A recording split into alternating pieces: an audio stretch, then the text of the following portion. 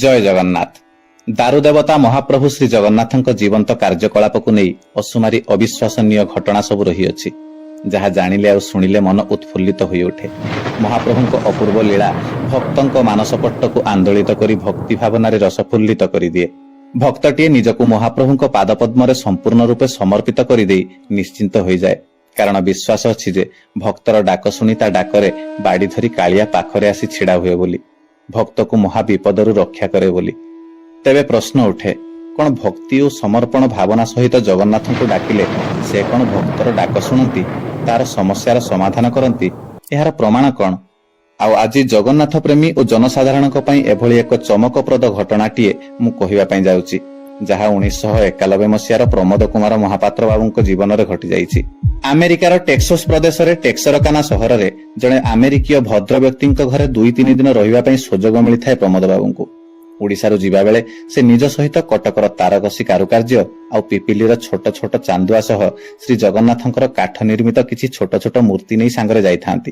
ମନରେ ଏମିତି ଭାବିକି ଆସିଥାନ୍ତି, ଆମେରିକୀୟ ମାନଙ୍କୁ ତାରକସି ଆଉ ପିପିଲିର ହସ୍ତକଳା ପଦାର୍ଥ ଦେବା ସହିତ କେହି ଯଦି ଭାରତୀୟ ଦେଖା ହୁଅନ୍ତି, ତେବେ ସେମାନଙ୍କୁ ଜଗନ୍ନାଥ ମୂର୍ତ୍ତି ଦେଲେ ହୁଏତ ସେମାନେ ଅପାର ଆନନ୍ଦ ଲାଭ କରିବେ। ଯିବା ସମୟରେ ଜଣେ ଗୁଜୁରାଟୀ ଭକ୍ତଙ୍କୁ ସେ ସାକ୍ଷାତ କରିବା ସମୟରେ ଜଗନ୍ନାଥଙ୍କ କାଠର ମୂର୍ତ୍ତିଟିଏ ଦେବା ବେଳେ ସେ ଭଦ୍ରବ୍ୟକ୍ତି ଜଣକ ଭକ୍ତିରେ ଗଦଗଦ ହୋଇ ଉଠି ପ୍ରମୋଦ ବାବୁଙ୍କୁ ପଚାରିଲେ, ଆପ ଜଗନ୍ନାଥ ଦେଶ ସେ ହେ? ଆଉ ଏମିତିକି ତାଙ୍କ ପାଦ ଛୁଇଁ ସାଷ୍ଟାଙ୍ଗ ପ୍ରଣାମ ମଧ୍ୟ କଲେ। ପ୍ରମୋଦ ବାବୁ ବାରଣ କରିବା ସତ୍ତ୍ୱେ ବି ସେ ମାନି ନଥିଲେ, କାରଣ ତାଙ୍କ ମତରେ ଜଗନ୍ନାଥଙ୍କ ଦେଶ ହେଉଛି ପବିତ୍ର ଭୂମି ଓଡ଼ିଶା। ସେ ମୂର୍ତ୍ତିକୁ କୋଟିନିଧି ପାଇଲା ପରି ଉଠାଇ ନେଇ ମୁଣ୍ଡରେ ମାରି ଧନ୍ୟ ଧନ୍ୟ ହୋଇଗଲି ମହାପ୍ରଭୁ ବୋଲି କହି ଉଠିଲେ। ସେ ପୁରୀ ଆସିଛନ୍ତି ବୋଲି ମଧ୍ୟ କହିଲେ ଜଗନ୍ନାଥଙ୍କ ଦର୍ଶନ ପାଇଁ, ଆଉ ମହାପ୍ରଭୁଙ୍କର ଅପାର ମହିମା ସମ୍ପର୍କରେ ତାଙ୍କ ଆଗରେ କିଛି ସମୟ ତଥ୍ୟ ବଖାଣି ଚାଲିଲେ। ମହାପ୍ରଭୁ ଜଗନ୍ନାଥଙ୍କ ପ୍ରତି ତାଙ୍କ ମନରେ ଥିବା ଶ୍ରଦ୍ଧା ଆଉ ଭକ୍ତି ଦେଖି ପ୍ରମୋଦ ବାବୁ ବିମୋହିତ ହୋଇଯାଇଥିଲେ, ଆଉ 2 ହାତ କାଳିଆ ଠାକୁରଙ୍କ ଉଦ୍ଦେଶ୍ୟରେ ଟେକି ଦେଇ ପ୍ରଣିପାତ ମଧ୍ୟ କରିଥିଲେ। ହେଲେ ସେଦିନ ସନ୍ଧ୍ୟାରେ ପ୍ରମୋଦ ବାବୁ ଅତିଥି ଭାବେ ରହୁଥିବା ଆମେରିକୀୟ ଭଦ୍ରବ୍ୟକ୍ତି ମିଷ୍ଟର ନରମ୍ୟାନଙ୍କ ଘରକୁ ଫେରିବା ପରେ ଯାହା ଘଟିଲା, ତାହା ଥିଲା ପ୍ରମୋଦ ବାବୁଙ୍କ ପାଇଁ ଏକ ବଡ଼ ପରୀକ୍ଷା ଭଳି। ସନ୍ଧ୍ୟାରେ ସେ ମିଷ୍ଟର ନରମ୍ୟାନଙ୍କୁ ତାଙ୍କ ନିଜ ବ୍ୟାଗ ଖୋଲି ତାରକସି କାମ ଆଉ ପିପିଲିର ଚାନ୍ଦୁଆ ଦେଖାଇବା ବେଳେ ସେ ବ୍ୟାଗରେ ଥିବା ଅଲୌକିକ କାଠ ତିଆରି ଜଗନ୍ନାଥଙ୍କ ମୂର୍ତ୍ତିକୁ ହଠାତ୍ ମିଷ୍ଟର ନରମ୍ୟାନ ଉଠାଇ ନେଇ ପ୍ରମୋଦ ବାବୁଙ୍କୁ ପ୍ରଶ୍ନ କଲେ, ଆପଣଙ୍କ ଦେଶର କାରୁକାର୍ଯ୍ୟ ସମ୍ପୂର୍ଣ୍ଣ ଭାବେ ସୁନ୍ଦର, ଅତି ସୁନ୍ଦର। ଏମିତି ପଦାର୍ଥକୁ ମୁଁ ପ୍ରଶଂସା କରି ରହିପାରୁନି, ମାତ୍ର ଏ ରଙ୍ଗବୋଳା କାଠ ମୂର୍ତ୍ତିଟି କଣ? ପ୍ରମୋଦ ବାବୁ ତାଙ୍କୁ ବୁଝାଇଲେ, ଏ ହେଉଛନ୍ତି ଆମ ଦେଶର, ଆମ ଦେଶବାସୀଙ୍କର, 4 କୋଟି ଓଡ଼ିଆଙ୍କର ପରମ ଆରାଧ୍ୟ ଦେବତା ମହାପ୍ରଭୁ ଶ୍ରୀ ଜଗନ୍ନାଥ। ଆଉ ପ୍ରମୋଦ ବାବୁଙ୍କ ପାଖରୁ ମିଷ୍ଟର ନରମ୍ୟାନ ଭଗବାନଙ୍କ ନାଁ ଶୁଣିବା ମାତ୍ରକେ ସେ ପୁଣି ପ୍ରଶ୍ନ କଲେ, ଏହା ଏକ ଛୋଟ କାଠର ବସ୍ତୁଟିଏ, ପୁଣି ଏଥିରେ କଳା ଆଉ ନାଲି ରଙ୍ଗ ବୋଳା ହୋଇଛି। ମୁହଁ ପରି ଦିଶୁଥିବା ସ୍ଥାନରେ 2ଟି ଗୋଲ ଗୋଲ ଚକା ଆଖି ପରି ଚିହ୍ନ। ଏହାକୁ ଦେବତା କଣ ପାଇଁ କୁହାଯାଉଛି, ବା ଇଏ କେଉଁ ପ୍ରକାର ଦେବତା?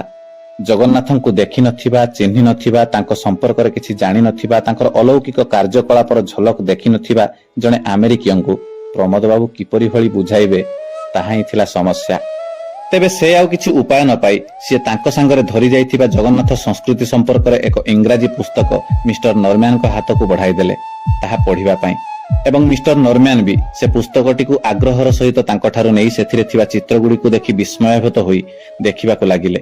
ଆଉ ତାପରେ ସେ ପୁସ୍ତକଟିକୁ ଧରି ତାଙ୍କ ଶୋଇବା ଘରକୁ ଚାଲିଗଲେ।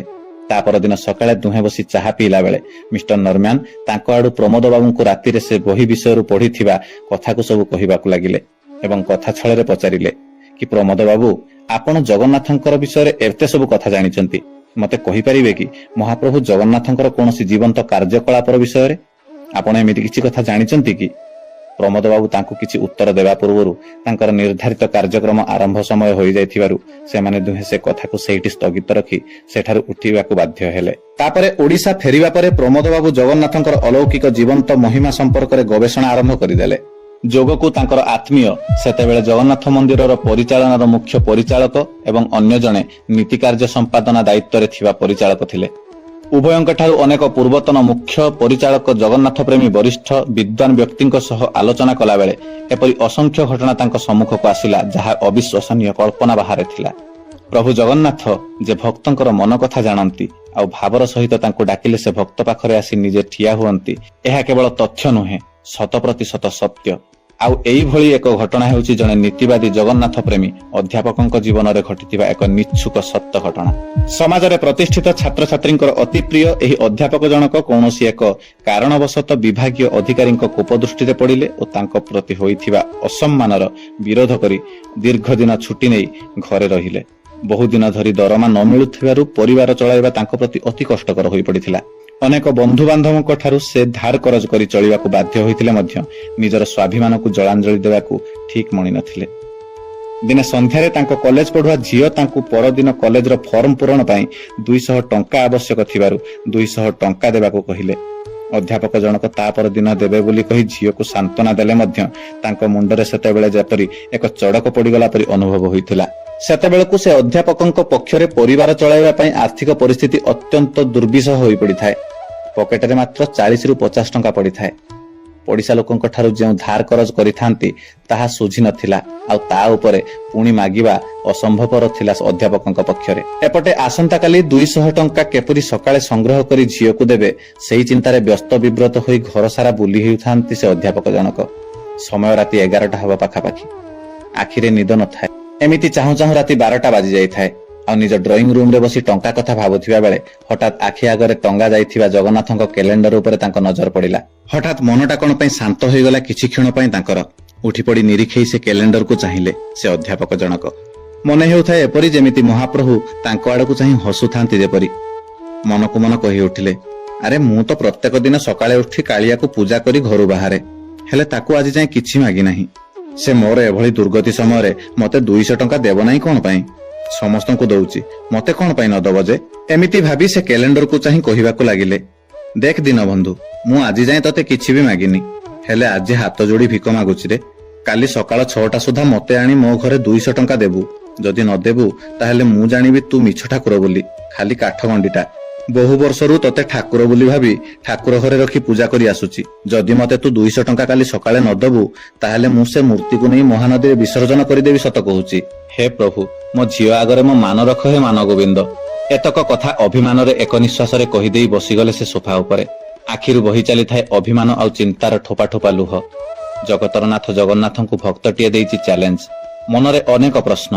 ଅଭିମାନରେ ସିନା କହିଦେଲି, ହେଲେ ସତରେ କଣ ସେ ଆସିବ, ମତେ 200 ଟଙ୍କା ଦେବ, ପୁଣି ସକାଳ 6ଟାରେ? ସେମିତି ସେଇ ସୋଫା ଉପରେ କଟିଗଲା ଅନ୍ଧାର ରାତିଟା।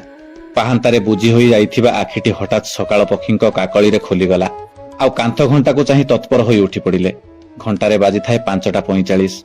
ଝିଅ ଗାଧୁଆ ପାଧୁଆ ସାରି ପ୍ରସ୍ତୁତ ହେଉଥାଏ କଲେଜ ଯିବ ବୋଲି ଫର୍ମ ଫିଲଅପ ପାଇଁ।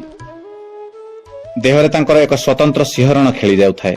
ସତେ କଣ କାଳିଆ ଆସିବ 200 ଟଙ୍କା ଧରି, ପୁଣି ସକାଳ 6ଟାରେ? ଘଣ୍ଟାର କଣ୍ଟା ସହ ତାଙ୍କର ହୃଦୟର ସ୍ପନ୍ଦନଟା ବି ବଢି ଚାଲିଥାଏ।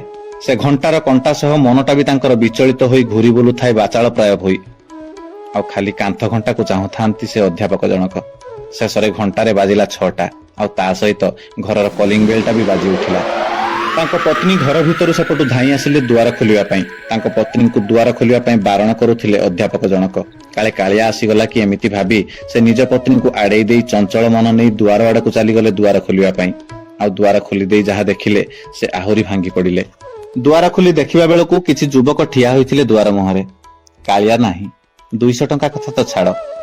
ଆସିଥିବା ଯୁବକମାନେ ତାଙ୍କୁ ନମସ୍କାର କରି କହିଲେ, ସାର୍, ଆମେ ଆପଣଙ୍କ ଛାତ୍ର, ଆମକୁ ଚିହ୍ନି ପାରୁଛନ୍ତି? ଏବେ ଏକ ରାଜନୈତିକ କାର୍ଯ୍ୟକ୍ରମରେ ଯୋଗ ଦେବାକୁ ଯାଉଛୁ। ଆଗକୁ ନିର୍ବାଚନ।